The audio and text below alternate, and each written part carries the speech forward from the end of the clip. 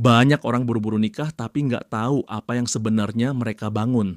Mereka kira pernikahan itu soal status, romantis, dan akhirnya bisa bebas dari rumah. Padahal, pernikahan adalah soal tanggung jawab jangka panjang. Kalau emosinya masih labil, mental belum stabil, finansial belum kuat, lalu nekat punya anak, maka anak itulah yang akan menanggung dampaknya. Sekali lagi, anak jadi korban. Korban dari pernikahan yang terlalu cepat, terlalu mentah, dan terlalu egois. Fenomena ini nyata. Makin banyak anak tumbuh di rumah yang penuh konflik tanpa pengasuhan yang sehat karena orang tuanya sendiri belum selesai dengan dirinya. Inilah kenapa kita harus bicara. Bukan soal melarang nikah muda, tapi soal kesiapan. Karena kalau tidak, kita sedang mencetak generasi yang terluka sejak kecil. Dan mereka adalah tumbal dari pernikahan yang prematur. Bagian 1, kenapa banyak orang menikah tanpa kesiapan? Fenomena ini tidak terjadi tiba-tiba. Ada banyak alasan kenapa orang menikah tanpa benar-benar siap. 1, tekanan sosial dan budaya. Di banyak lingkungan, perempuan dianggap kelewat umur kalau belum menikah di usia 25. Laki-laki pun diburu ekspektasi, jadi kepala keluarga meskipun belum punya kontrol emosi atau stabil penghasilan. 2, romantisasi pernikahan. Media sosial menampilkan pernikahan bak dongeng, pre-wedding estetik, rumah minimalis, pasangan kompak, bikin konten. Yang tidak ditampilkan, cicilan rumah, drama mertua, emosi yang meledak tiap malam, anak menangis karena orang tuanya bertengkar lagi. 3, menikah sebagai pelarian. Banyak orang yang menikah karena ingin kabur dari rumah toksik, dari tekanan batin, atau sekadar ingin bebas. Padahal seperti kata psikolog Esther Perel, marriage magnifies what already exists. It doesn't solve, it amplifies. Luka batin tidak sembuh dengan menikah. Luka yang belum ditangani hanya akan diwariskan ke anak. Bagian 2, realitas statistik yang tidak bisa diabaikan.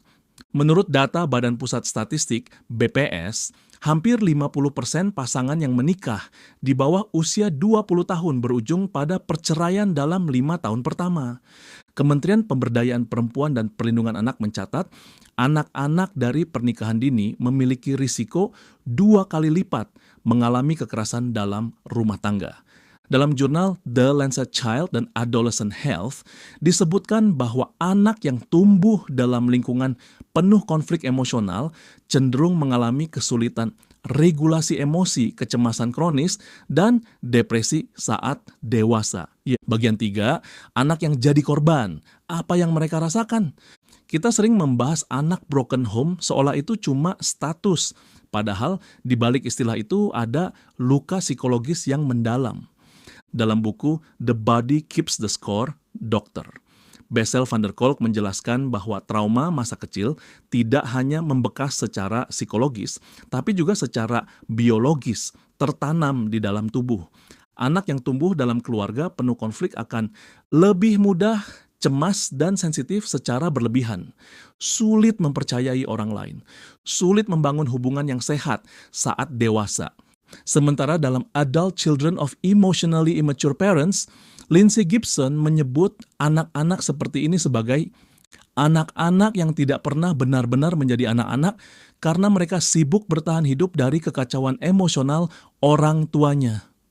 Bagian 4, ciri-ciri pernikahan yang dilakukan tanpa kesiapan mental. 1. Komunikasi sama dengan pertengkaran.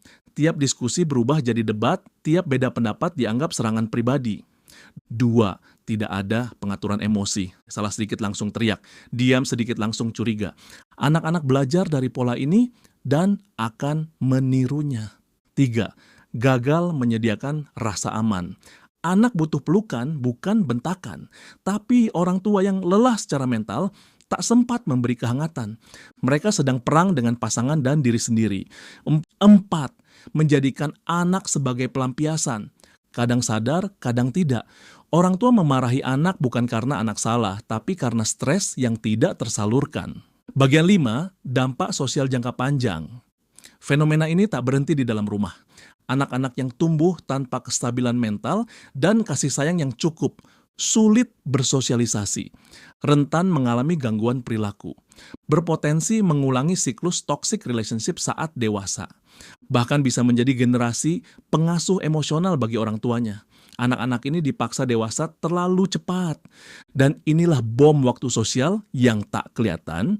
Anak-anak ini tumbuh menjadi dewasa yang terluka, lalu menikah tanpa menyadari luka itu belum sembuh. Siklusnya berulang. Bagian 6. Jadi solusinya apa? Menikah bukan sesuatu yang menakutkan dan bukan berarti kita anti untuk menikah. Tapi menikah tanpa kesiapan adalah bencana. Sebelum menikah, tanyakan pada diri sendiri, apakah aku bisa mengatur emosi saat stres? Apakah aku sudah berdamai dengan masa laluku? Apakah aku menikah karena ingin memberi atau karena ingin lari? Dan untuk yang sudah menikah tapi merasa terjebak dalam pola ini, jangan merasa gagal. Selama kita masih hidup, kita bisa belajar. Terapi, konsultasi, belajar parenting, mengatur emosi, meminta maaf pada anak, dan memperbaiki komunikasi adalah langkah awal memutus rantai luka antar generasi.